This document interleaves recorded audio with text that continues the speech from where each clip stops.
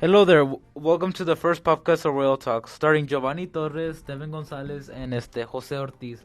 My name is Carlos Leon, and the podcast will be about a new hit game by the name of Clash Royale. Clash Royale is a rush video game which puts in players in games featuring 2 or 4 players, a 1v1 or a 2v2, in which objective is to destroy most of the opposite towers. And the destruction of the king tower will be an instantaneous win. To start our podcast, we'll ask a few questions. What are your favorite cards in the game? Yo, I don't know. My favorite card is the skeletons.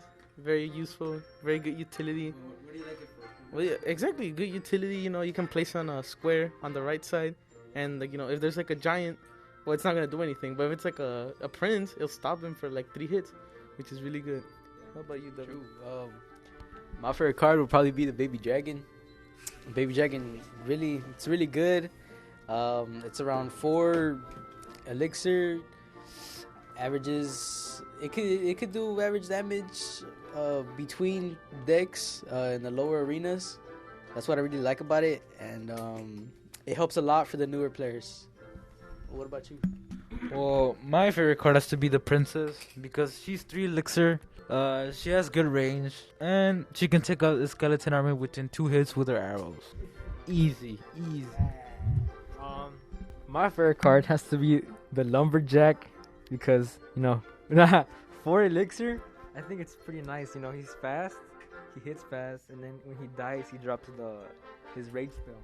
So I think that's like a pretty good card. You could match it up with like some backup stuff, like elite barbarians, anything.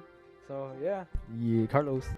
Next question: which one of the cards you prefer to be buffed, or someone that needs to be nerfed? I think Miner needs to be nerfed. To be honest, it's too powerful. It gets on tower too fast. It does like 10 hits, and it's like your tower is almost done for. It's pretty good. For a buff, the Electro Giant needs a buff. To be honest. Yeah. After they got like the 50% health reduction, it's never been the same. I mean, you can do the elixir up like 8 maybe, like before, but I think it's a great card and it should be buffed again. Low key. What's the question? Buffed or nerf cards? I really think the Hog Rider needs to be buffed, to be honest. Because he's a good card and all, but like, what about in the higher arenas? That's my question. In the higher arenas, maybe as a distraction towards. No, He's still good. It needs to have Electro Giant help. No. What? Yeah, I agree. I think he's balanced. Like, his health is okay. It's just how you play it, like especially like the hog cycle decks. Yeah. True. That's how you play him, but I think he's really balanced and like he does a lot of damage. Loki. That's what I think too. I agree with you. A card that I think needs to be nerfed or buffed is, I'm trying to think. Okay, I think the Rascals. It's like a big dude, and then she's like two like chicks behind her. And she like does like bubble gum or like little balls. I think that should be a little bit buff since I haven't really been seeing people use them a lot. But like at least like add more health to the dude or something, or like I don't know, add some kind of effect when they do damage. I don't know. Well, the one card for me, I agree with Jose. Is the E-Giant needs to really get a buff, like a really big buff. Better than the old one. But overall, Miners really is too overpowered. Okay, for the next question is, which one is one of your favorite and which one's one of your most hated cards you wish, like, which card you really absolutely hate? Expo. What else do I need to say? Yeah, he locks into tower too fast. It shoots too fast. It goes like toot. It's like a 120 BPM type beat, and it shoots really fast. So a little nerf would be nice. Maybe move it around. It also depends on the deck. My favorite card. Oh yeah, the range is too much. I really think it's fine, except the fact that it's.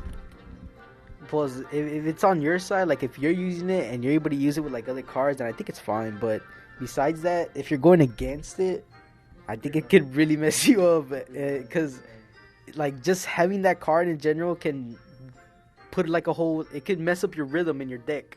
And sometimes, you just can't counter that sometimes. Only sometimes, though. My favorite card has to be Elite Barbarians. Really useful. But then, there's two guys. Two guys is better than one. I mean, actually, to be honest, Barbarians are my favorite card. What's better than two guys? Five guys. So Barbarians they're pretty good. There's five guys. What about you, Gio?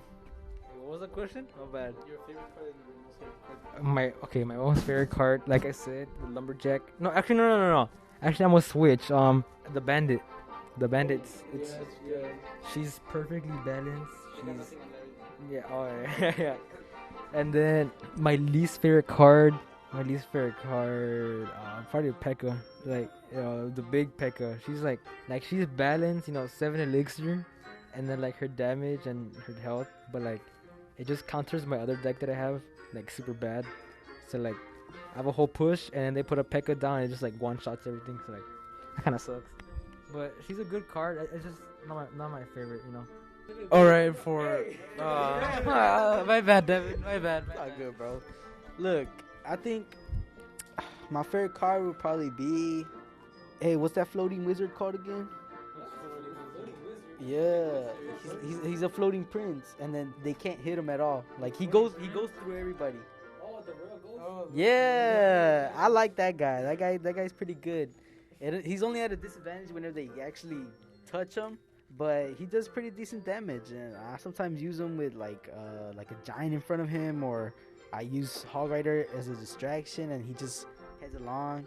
He's pretty good. I don't know if he targets towers. He does. Well, that's a good thing about him. Oh.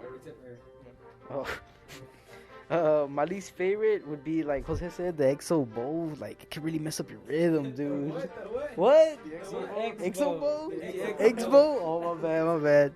Oh, yeah, it can really mess you up.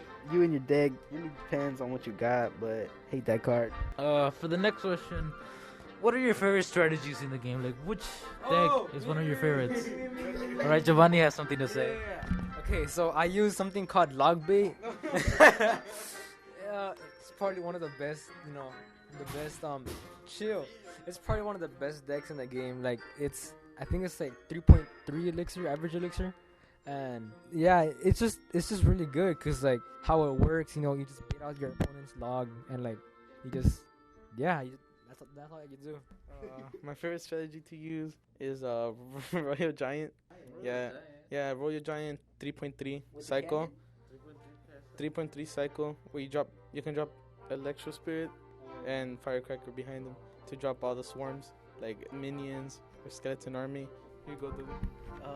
My favorite strategy to use is probably the double goblin with the goblin hood and princess and a clone with some mirrors. I really like using that deck. With that, just some arrows, it would really mess you up. But if you have a giant with that deck, I think it could really come in handy. Probably only like in the lower arenas though, but who knows if it would come in handy with the higher. It's just a really good strat for everybody on the below. To give out one example, me and Giovanni will do a little quick game. Jose will be commentating a little game that we have to show our reactions over this balanced game. I'm here with Devin. We're gonna commentate. Season just ended. Okay. Yeah, new season just started. Every time a new season starts, you'll get the mod. Minor is boosted. Miner's boosted. That means that whatever tower level you have, the miner's boosted to that level. Yeah. It's really useful when your miner's like level 9 and you're level 12. They're going to do a regular 1v1 to demonstrate how it's done. Like I said, I'm gonna be using log bait. Thank you for telling me. Yeah. Okay, what I'm gonna do, I'm gonna try and cycle. Like, you guys can't see this. I don't have log in my deck, by the way. Oh. Okay, well, So, Carl doesn't have log, which is really bad for him since log bait is about baiting the log. well, it's actually kind of a good thing, because like he can't really destroy my pushes, For log bait, you have really low health cards that cost very low elixir, and you try to bait out the log, which stops a bunch of those cards. So it'll be a good advantage since he doesn't have log, so he can't really stop. What do you think about the matchup, Devin? I think it's actually going pretty good. They both countered each other. You only hit Gio about once. I'm thinking, but so far it's going as a good game. Gio's keep using his log. He knows what's up. He's countering it with an Inferno. Ooh. Ooh. Good skeleton. Rocket Nice. hitting Nice. like 5 skeletons, perhaps. 6 more going to tower, not getting a hit in. Pretty unfortunate. Some nice rocket damage with that rocket, with rocket damage with that rocket. I don't know. But yeah, I got some good rocket damage with that rocket on the tower. You know. Oh my god. So what do you think, Carlos? What's going on in your head? It's a good game. Well, not a good game yet. Just the fact that he's using Inferno Tower is kind of a little bit of a cowardly move, but like it's okay. It's okay. Yeah, Inferno Tower over time deals a lot more damage. A good counter for it would be Sap Bees or Electro Spirit, Electro Wizard, or like Inferno Dragon. or The Inferno Dragon. Inferno Dragon could counter it, but you would have to pair it up with something else so it tanks the damage for it. But they both, the Inferno Dragon and the Inferno Tower will take both out. See if he counters it. Oh. Ooh. Countered by the Skeleton Army. None of that though. He can't counter my Inferno. He can't counter an Inferno, which is going to be a big problem for Carlos.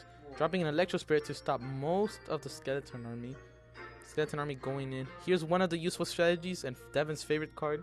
Oh, the what was it? Baby Dragon. The Baby Dragon going in for some action, taking down, what was that? Knight maybe? Getting a couple hits on the Inferno Tower. Goblin Gang being dropped.